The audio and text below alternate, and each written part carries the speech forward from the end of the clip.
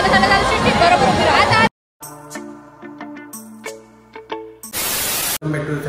Back to video. तो आज विसर्जन गणपती बाप्पा मोरया. पुढच्या वर्षी लवकर पण शेट परत येत आहे आपल्या मूळ घरी. सो दगडूशेठला बघायला चाललो आपण आणि विसर्जन मिरवणूक तर बघायची आहे. सो विसर्जन मिरवणूक पण बघायची. पण सर्वात मेन मला म्हणजे सगळे एकदम योजना होत आहे नाही का, बाप्पा घरी चालले त्यांच्या. But the fact is Dagdusheth घरी येत आहे, मेन मंदिरात येत आहे, जिथं म्हणजे जिथं दगडूशेठचं घर आहे तिथं येत आहे. तिथं जाऊन आपण काय माहोल राहतो तो बघू. Let's go. चलते अभी.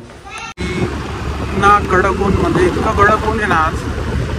स्टिल जाएंगे अपन, मिलते सीधा स्पॉट पे. पहले अपने शेठ लोकांना भेटायला चाललो. पहले शेठ लोग को मिलते हैं, उनको उठाते और फिर जाते.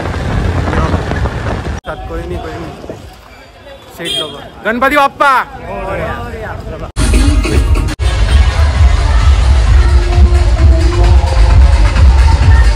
तो शनिवार पे एक मंडल अभी आगे अपन चितड़े, इधर सामने चितड़े.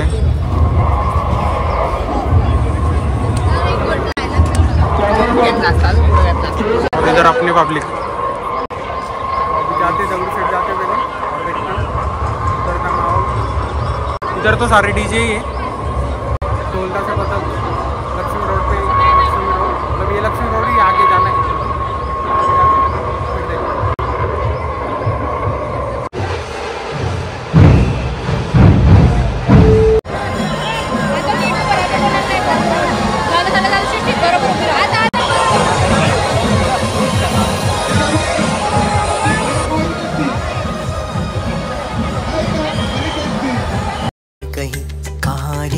तुझसे मेरी तुझसे बंधी सांसें मेरी, लगे तुझ संग हर एक लम्हा खो न जाऊं.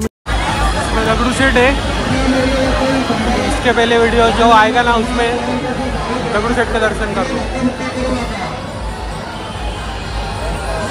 और उधर जो भी ढोलता के बतख थे वहाँ से सारे बतख का मतलब देखा जो भी नहीं था. अभी ये डीजे की लेन है लक्ष्मी रोड और अपना ट्रक रोड का. यहाँ एक के पीछे एक डीजे है अभी, और अभी डीजे आएंगे और पूरा डांस ही करते. इसका क्या डाली, ये देखो गाइस, ये देखो गाइस.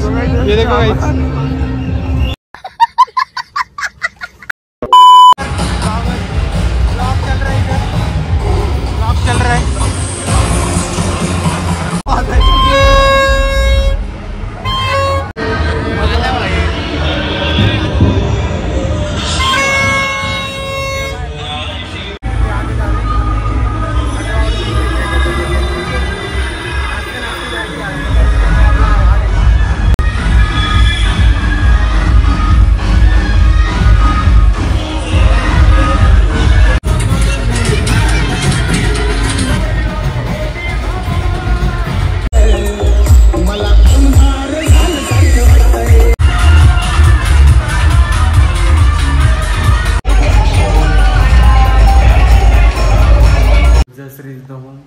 भाई इतना सही था माहौल.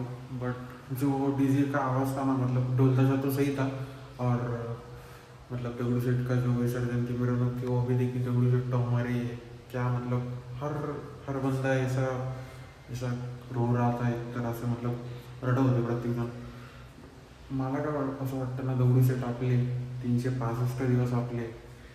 मला तर हे एक गोष्ट आवडत होती की शेठ मूळ घरी येत आहे आपल्या, म्हणजे घरीच आले ना आता. 365 पुढचे दिवस आपलेच आहेत. सो एवढं काही मला नाही वाटत. म्हणजे ते बाकीचे जे मूर्ती विसर्जन करतात त्यांना वाटत असेल 11 दिवस. बट माझा शेठबद्दलचा एक्सपिरियन्स हाच आहे की शेठ आपल्या मूळ घरी परत आले. सो 365 दिवस असं नाही की हे 11 दिवस फक्त शेठची पूजा करा किंवा मग शेठला जा भेटायला जा. बट दगडूशेठला 365 दिवस कोणी करत जात असतात. सो पुणेकरांसाठी ते काही विशेष नाही, बाहेरच्या लोकांसाठी आहे तेवढंच एक. पण विसर्जन मिरवणूक ही आपली परंपरा आहे, तर तिथून एक विसर्जनाची छोटीशी मूर्ती असते ती विसर्जन केली जाते दगडूशेठची. आणि दुसरं जे आपली ओरिजिनल जी मूर्ती आहे ती परत मंदिरातून बसवली जाते, म्हणजे मूळ घरी, म्हणून शेठ आपल्या मूळ घरीच परत आले, हेच सत्य आहे.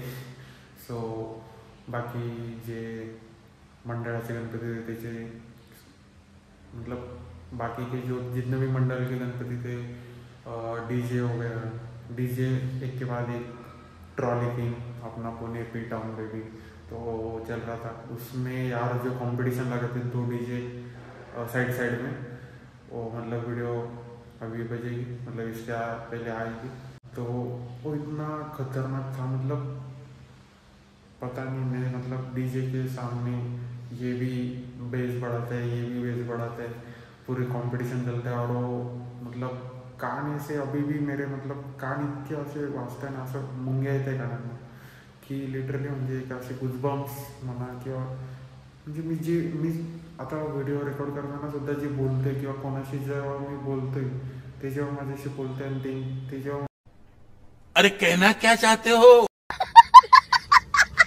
म्हणजे कसं सांगू यार, म्हणजे कोणी जर बोलतंय ना ते कानावर जेव्हा पडते तर एकदम लो असा आवाजात पडते. मला अजून पण असंच फील होतं की मी डीजे समोरच आहे, नाचतोच आहे, तर म्हणजे ते कानात अजूनही असं वाटतं की यार डीजे चालूच आहे आणि नाचतोच आहे मी. सो ते मुंग्या काय माहिती कधी जातील. आता झोपतो, खूप थकलो आहे, पाय दुखून आले कारण नाचलो इतकं आहे. तर आता झोपल्यानंतर एक पॉवर नॅप घेतली, सकाळी फ्रेश उठल्यावर आंघोळ वगैरे केल्यावर फ्रेश वाटेल असं वाटतंय. कानांमध्ये अजून पण अशा मुंग्या जाणवत आहे की यार ते कसं सांगू, मी ती फिलिंग नाही सांगू शकत, पण आवाज मला खूप लो होतो. मी स्वतः आता जे बोलतोय ना ते सुद्धा माझ्या कानावर म्हणजे असं जसं नॉर्मली रोज आपण बोलतो तसं नाही होते, कारण खूप डीजेच्या जवळ म्हणजे त्रास खूप झाला मला. खूप लोकांनी ते कॉटन्स कापूस असतो ना ते घातलेले, पण मी तसं काहीच प्रिपेअर करून नाही गेलो. पण हीच मजा वेगळी यार, ते कापूस घालण्यात काय मजा नाही. वर्षातनं एक दिवस असतो विसर्जनाचा, तिथं आपण डीजेची आपली पुण्याची परंपरा एक नंबर वाईब होती. तेवढंच हे कानाचं, उद्या सकाळपर्यंत ओके होऊन जाईल पूर्ण.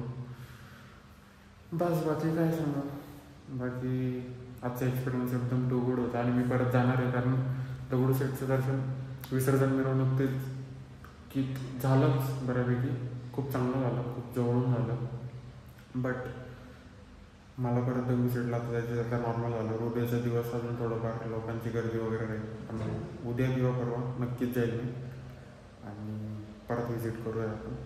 कारण मला दगडूशेठ ही पर्सनली खूप दिवसांपासूनचा संवाद राहिलेला होता, कारण बाहेरचे लोक, नॉन पुणेकरच म्हणा किंवा पुण्यातच राहणारी जी पब्लिक आहे ती म्हणा, खूप एवढे भाविक जात होते, एवढ्या जणांनी त्यांच्याकडे काय काय मागितलं असेल. सो कोणाकोणाची विश लिस्ट पूर्ण करणार शेठचं आपलं कनेक्शन थोडं वेगळं आहे. सो उद्या प्रोबॅबली जमलं तर उद्या किंवा मग परवा नक्कीच दगडूशेठला मी परत जाईल. सगळं माहोल शांत झाल्यावर व्यवस्थित दर्शन घेईल, शेठशी बोलेल आणि ती फिलिंग मला वेगळी राहील. मला त्याचा जास्त एक्साइटमेंट आहे की 2 दिवस 3 दिवसांनी सगळी शांतता वगैरे झाली पुण्यात की मूर्ती इन द सेन्स आपल्या शेठशी बोलायला जाईल. सो येईल उद्या परवाच्या ब्लॉगमध्ये.